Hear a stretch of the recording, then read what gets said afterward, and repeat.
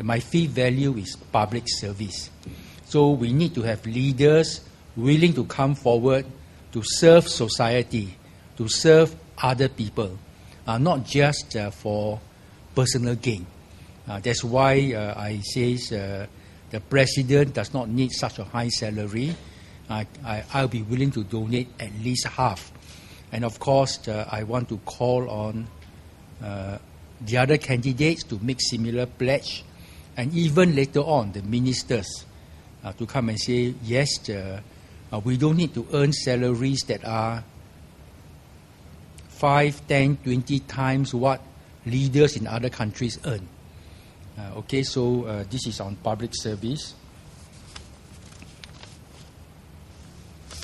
Now, on the matter of fairness, I want to bring up on behalf of male Singaporeans about national service. Now, we know national service is important for Singapore. That part, there is no doubt, is important. But the question is, how should the burden of national service be spread fairly? So if it's unfairly just the male citizens, then I think I want to speak out that this policy must be reviewed. Now, why is it unfair? 2 years of full-time national service, in some case disrupting their education. You see, non-citizens can go straight from secondary school or college to university. Male citizens have been disrupted 2 years. Afterwards, they come back. Some people may find this disruption to be not good for their education. So they have to be taken away and come back. Of course, some people say, can I be deferred? Let me complete my tertiary education first. All right, and of course, the Ministry of Defence says, no, we need you to be to come in at a certain age. So they are being disrupted. Of course, when the male citizens find that some other people can get deferment while they can't, they feel it's most unfair. Okay, so I think we have to treat people fairly. Then the other important matter is apart from the disruption to the education, they are going to start work 2 years later than foreigners, 2 years later than the girls. That puts them at a disadvantage. Of course, in the past, they do, for government service, they do get some increment for that 2 years. Starting pay has got some adjustment. The amount of the adjustment is usually not enough. In private sector, they don't get the adjustment. Okay? But even if they get the adjustment, it's not enough. So therefore, we must recognize that male citizens, the national service is putting them at a disadvantage. Now, how much is that amount of that disadvantage? We have to look at this, cannot just ignore it. And there are ways, of course, to address this unfair burden. One way which I like is when they are doing national service, make contribution to the CPF account for what the national service is worth. You don't expect them to carry the sacrifice. So there should be additional contribution to the CPF. Or a second alternative is when they buy a HDB flat, give them recognition for national service. It means those who have served national service should get a bigger housing grant compared with those that do not. Okay, those that do not are your foreigners who become citizens or PR. They didn't do national service. But those who do national service, give them a bigger housing grant. Of course, to the girls, marry Singaporean NS men. Then you're going to enjoy the housing grant. Okay? So I want to bring up this on the matter of fairness. You can't be making a large group of Singaporeans carry the heavy burden, which has a bad impact on the future of Singapore. Because I believe, because the males start work late, and they have to struggle just to get married, because cost of housing is high, cost of raising a family is high, they marry later. And then when they marry later, this is one of the reasons, one of the contributor to our low birth rate. So I think this matter must be reviewed. Now I want to talk also about the President's Personal Counsel. Now, in order for me to be a voice of the people, there will be many segments of Singapore already they are sending me, say, Mr. Tan, you want to be the voice of the people. What can you do for people with mental disability? And he come and write to me, these are the problems we face. And then there's another person who wrote to me, Mr. Tan, what can you do for pensioners? We were previously long-time government employees. We were retired on the pension, but our pension is not adjusted to keep up with the cost of living.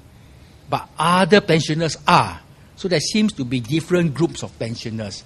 Some are and some are not. So he says it's not fair. It's not fair. So these are other person who wrote to me. So I think more and more people will be writing to me, raising issues from their perspective. They were not fairly treated, or they have got special financial difficulty that is they can't cope, especially you have got a family member with mental disability or other type of disability. Now all these are coming to the President. How does a President handle this?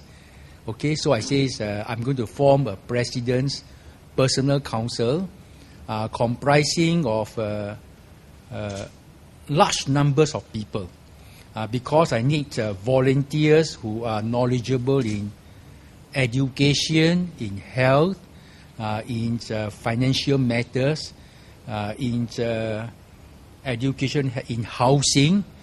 So I need experts who are part of this panel because when problems like this come, I do need someone to understand the issue, evaluate it.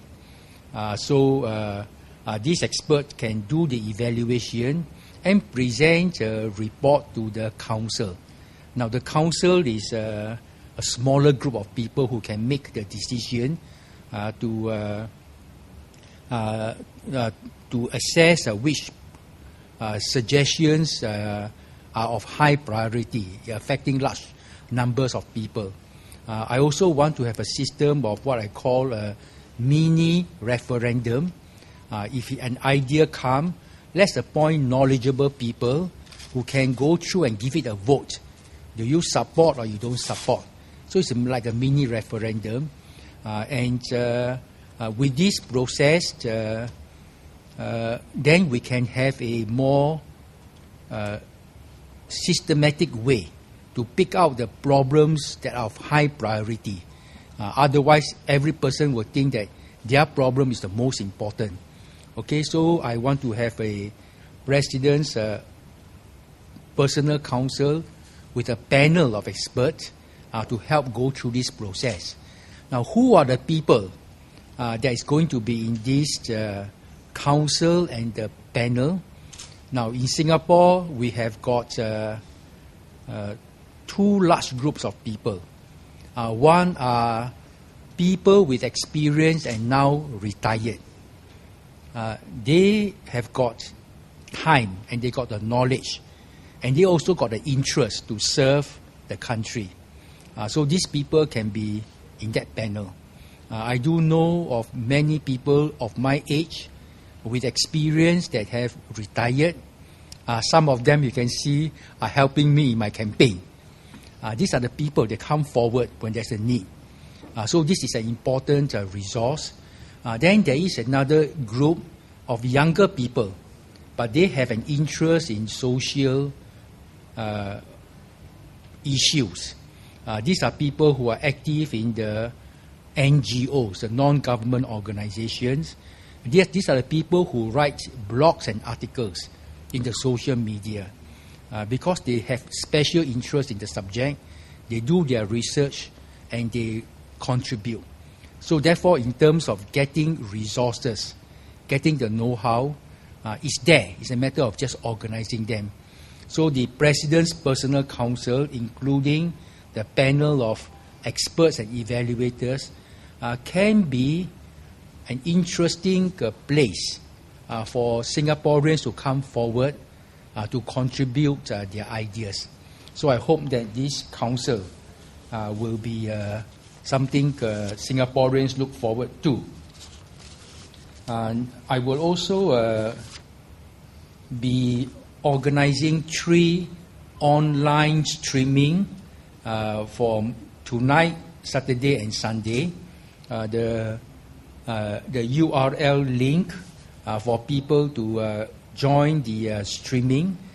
You can call it the indoor rally. Indoor rally is some people have sent questions to me. I'm going to answer them, and I invite other people to send questions to me, difficult questions to me, and I like to answer them.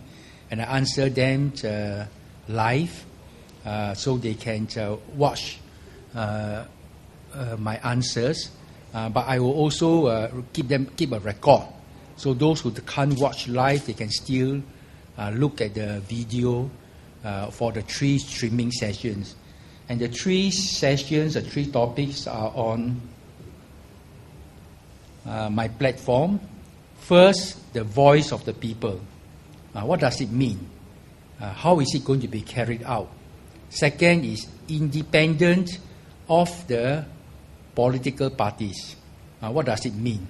To be independent of the PAP, independent of the opposition party. What does it mean? And the third is what can the president do in looking after the reserves and the CPF money? Of course, the government minister says the president shouldn't do certain things. We want to discuss whether that is a good idea or not, whether it's true the president can't do those things. So those questions can be raised in the online, in the indoor rally, and I also invite journalists to ask difficult questions over the next 3 days.